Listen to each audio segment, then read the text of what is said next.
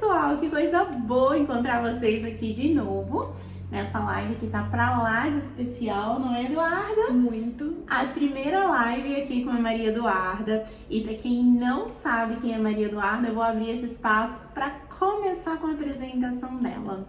Olá, gente, eu sou Maria Eduarda, sou estagiária de publicidade e em breve estudante de direito. Estou aqui participando da live pela primeira vez. A gente de orgulho, tá vendo? E o nosso tema de hoje é um tema muito especial, que a gente vai falar sobre a questão do autismo. A gente tá aí no mês de conscientização do autismo, né? E hoje uma data importantíssima. E a gente gostaria de falar um pouquinho com vocês sobre a questão do autismo. Vamos fazer um bate-volta aí, você? Podemos? Podemos. Ok.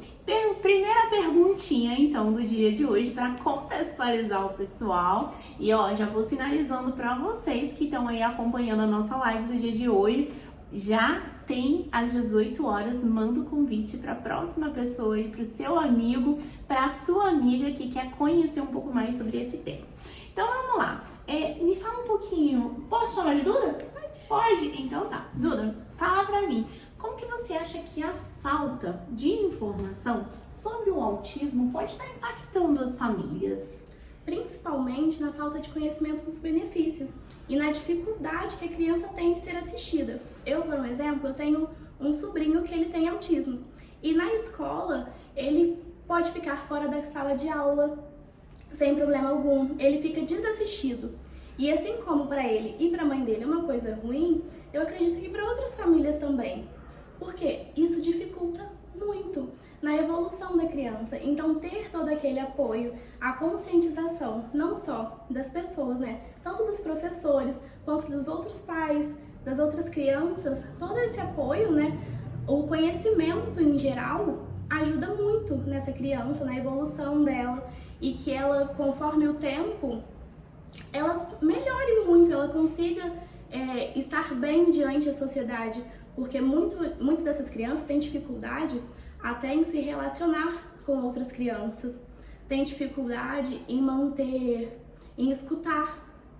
Então, ter esse convívio faz todo o diferencial. E essa conscientização das pessoas, delas entenderem também, principalmente, que precisa ter um pouco mais de paciência, que tem benefícios, diferentes benefícios que essa criança pode ter e que ela precisa sempre estar com um crachazinho, que é muito importante também para as pessoas poderem identificar, porque às vezes não tem como identificar e isso jamais é uma justificativa, porque nós precisamos sim ter muita paciência com todo mundo, nós precisamos assistir a todos muito bem, mas faz todo um diferencial ali até para os benefícios mesmo que aquela criança pode ter, no caso da criança, né? Mas pode ser um adulto, um adolescente, indiferente, todo mundo precisa desse acolhimento. A sociedade precisa acolher muito bem. E o conhecimento, a gente fala que o conhecimento liberta, né? Como é bom isso. Uma das coisas que é muito interessante a gente saber sobre o outro, né? Sobre as necessidades do outro, para gerar essa empatia que você falou e eu achei que foi fundamental. E além disso também, para reconhecer sobre os direitos. Principalmente quando a gente identifica que um direito não está sendo adequadamente cumprido. E aí você pode intervir em determinadas situações concretas, dando apoio e suporte para a própria mãe, para o pai, para a família que está vivendo aquela realidade. Quando você falou nas dificuldades, a gente falou também sobre questão de estrutura, né? A gente sabe que o poder público, de forma geral, e também, às vezes, até as instituições privadas, seja questões relacionadas à saúde, educação, eles têm um impacto muito grande também nesse contexto. Então, o que a gente verifica? Que políticas públicas de modo geral, lei, às vezes a gente tem de forma muito consistente, mas a efetividade, ou seja, fazer valer todos os direitos da pessoa com deficiência, isso a gente não percebe no dia a dia. E aí a gente verifica que muitas das pessoas não sabem como buscar o seu direito quando ele está sendo violado ali pelo poder público. E uma das coisas que eu gosto de falar muito e chamo um feedback que eu acho que é muito interessante, por exemplo, quantas vezes a criança com deficiência, seja o autismo, sejam outras questões relacionadas, ela não tem a intervenção médica precoce, o que vai gerar para ela uma maior qualidade de vida no futuro, que vai poder diminuir algumas limitações que ela pode vir a ter no futuro. Então, assim, a intervenção precoce, ela é determinante, mas aí fica o pai, a mãe, a família, 1 ano e às vezes muito mais do que isso, esperando por um especialista, o que acaba sendo um verdadeiro absurdo. Então a gente precisa também levar ao conhecimento das pessoas que existem situações que podem ser abordadas, como por exemplo a intervenção, buscar a ajuda, o apoio do próprio conselho tutelar, que muitas das vezes intervém na municipalidade, ou seja, no órgão lá do município, dizendo, olha, vocês estão descumprindo um direito aqui de uma criança com deficiência e ela precisa de um diagnóstico precoce. Isso muitas das vezes vai fazer com que essa criança ou esse adolescente, ou simplesmente essa pessoa adulta, ela tenha um mínimo de atenção diferenciada que ela merece.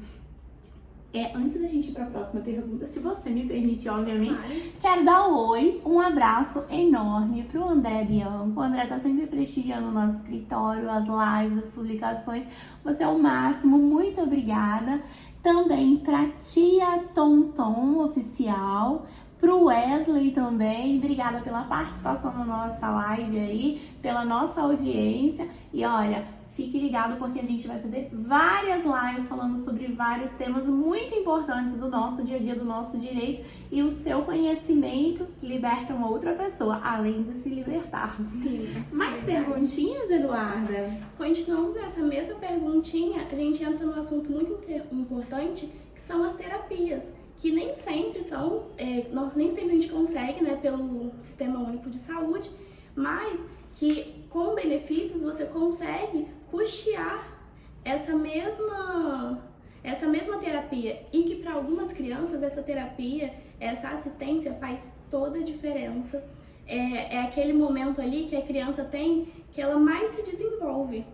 Então é um ponto chave, né, de todo esse tratamento, de estar assistida e de poder assistir essa criança. Perfeito.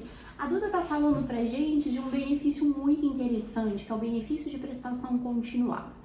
É um benefício no valor de um salário mínimo destinado a famílias de baixa renda, ou seja, aquelas famílias que não têm condições de prover o seu próprio sustento ou o sustento da sua família, dos demais membros, né? E aí o que acontece? Essas pessoas estão sendo privadas do mínimo, do indispensável para a sobrevivência, para a subsistência. Além da questão de medicamento, entre outras questões, a gente está falando também de acesso à saúde, à educação. E às vezes o fomento, ou seja, a vinda de um benefício de prestação continuada no valor de um salário mínimo, pode impactar muito essas famílias, de forma que elas, a partir dessa renda, possam ter acesso a determinados tratamentos. E a gente fala sobre dignidade, né? De você ter acesso à dignidade através exatamente de uma renda mínima que vai te garantir um medicamento. Quantas vezes a família, o membro de uma família deixou de arcar com a medicação necessária porque não tinha dinheiro no final do mês? Quanto isso impacta, às vezes, na saúde e no desenvolvimento da criança, do adolescente, por falta dessa renda do dia a dia, porque na administração pública, ou seja, na Secretaria de Saúde, não tem o remédio que você efetivamente precisa. Então, quando vem essa renda, ela vem como um suporte diferenciado, capaz de sim trazer dignidade de volta a essas famílias. Trazer, por exemplo, talvez a possibilidade de custear um plano de saúde. Eu tava vendo o plano de saúde da Alice, viu? E aí eu tava vendo essa questão do plano de saúde, a gente tá fazendo umas migrações, e ali em torno de R$300 um plano de saúde. E aí a gente pensa o seguinte, o benefício no valor de R$1.518, talvez essa família consiga essa renda de pelo menos R$300 para garantir ali o pagamento de um plano de saúde que vai dar suporte a inúmeras terapias. Então, assim, fazer valer o quê? A dignidade do seu filho. Eu acredito que nenhuma mãe e um pai tá atrás de dinheiro para se enriquecer ou para viver de bolsa família ou para viver de LOAS, de BPC, não é isso. É ir atrás da concessão do benefício para gerar dignidade e subsistência para a sua criança, para o seu adolescente, para o membro da sua família. Então, sim, isso é um diferencial. Acredito que esse benefício, ele vem para devolver dignidade, às vezes, às pessoas que estavam sem acesso a ela. Faz sentido, Eduardo? Total sentido. E falando assim sobre a questão de BPC, e aí eu trouxe uma perguntinha que eu vou ter que pegar a cola aqui, tá? Quais ações podem ser feitas pela pessoa para apoiar a inclusão das pessoas com autismo na sociedade, além do BPC LOAS? Quer falar um pouquinho sobre isso? Quero. Tá. Com autismo na sociedade. Nossa, gente, essa é uma perguntinha muito interessante. E me vem muitos casos na cabeça. Alguns clientes de BPC eu atendo junto com a doutora Josi. E são relatos, assim, que chegam a comover a gente sabe o quão importante é, né, esse benefício, o quão faz muita diferença para todas as famílias e principalmente para a criança que precisa do suporte ou pro adulto, até porque o BPC não é só para crianças, né? A gente entra ali que ele é um benefício também para maiores de 65 anos, então tem esse porém, mas hoje o nosso foco é no autismo. Até porque dia 2 de abril, né? É o dia da conscientização. A inclusão das pessoas com autismo na sociedade, assim, tá bem longe de ser o esperado e de ser o melhor.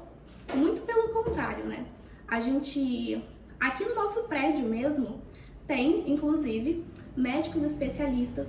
Nós conhecemos médicos especialistas e conseguimos ver no dia a dia como que as pessoas tratam com indiferença e como que só no olhar a gente vê essa indiferença.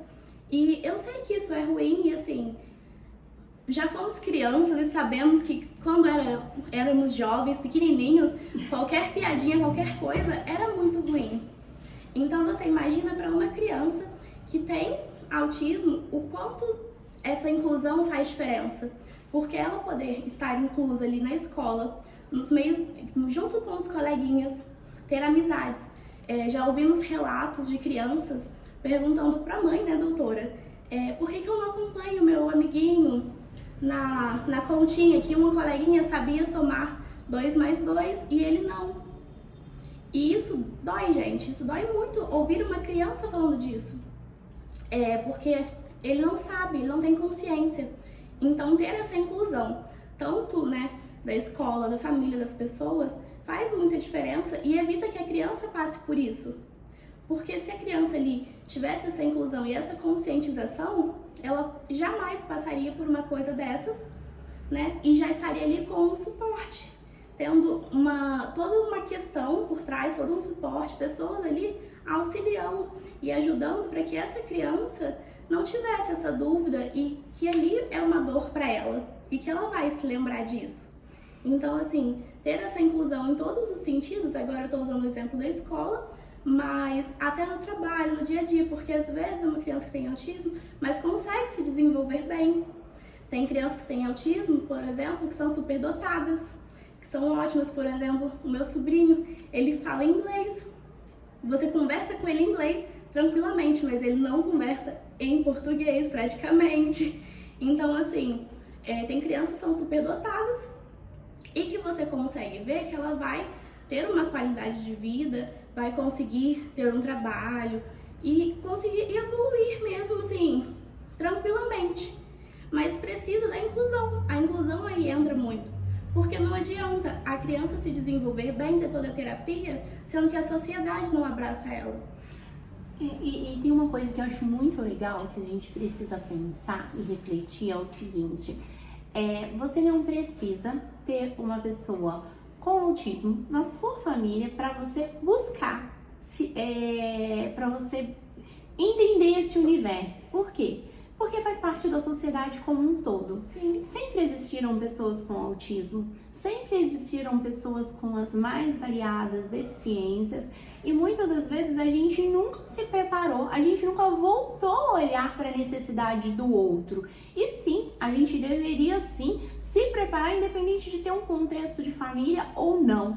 Vou contar um relato pra gente fechar aqui, porque a gente já passou nossos 15 minutinhos de live, né? Mas assim, o que eu lembro que eu tava no médico com a Alice e era com uma neuro, né? E aí lá naquele contexto do médico, tinha uma criança com autismo e aí essa criança tava muito agitada dentro daquele contexto. Por quê?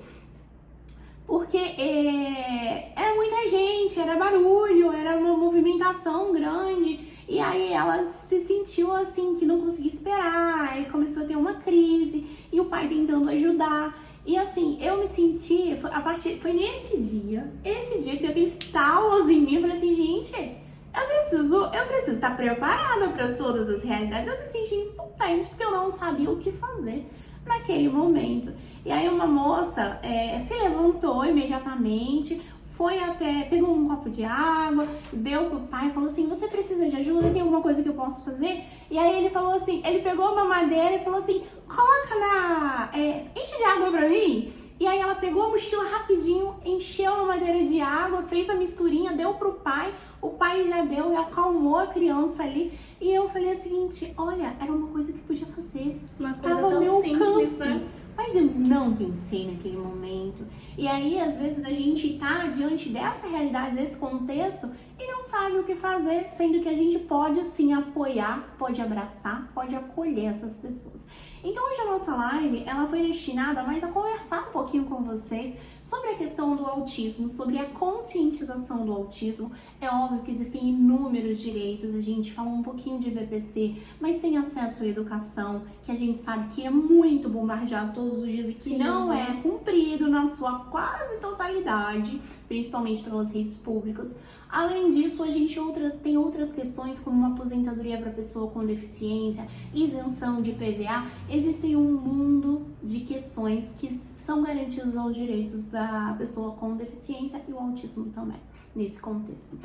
Mas nós vamos ter a oportunidade de falar sobre outros direitos. A gente tá com uma propósito aí de live 3 vezes por semana, né, Eduarda? Falando cada dia da semana um tema específico da área do direito. Quero dar um abraço para vocês enorme, agradecer o prestígio de poder ter contado aí com a participação de vocês, mandando um abraço, que agora acabou a bateria aqui, mandando um abraço para Mi, um abraço enorme, Mi, pra Vargas, saudade das lives, você pediu, estamos aí de volta, pra Lucilene, Claire, também mandando um abraço aí pra Mel Mel, um abraço. Na verdade, não pode ser apenas agregar, precisa equalizar, com certeza. Mandando um abraço aí para todo mundo que entrou, que tem bastante gente que entrou aí na live, né?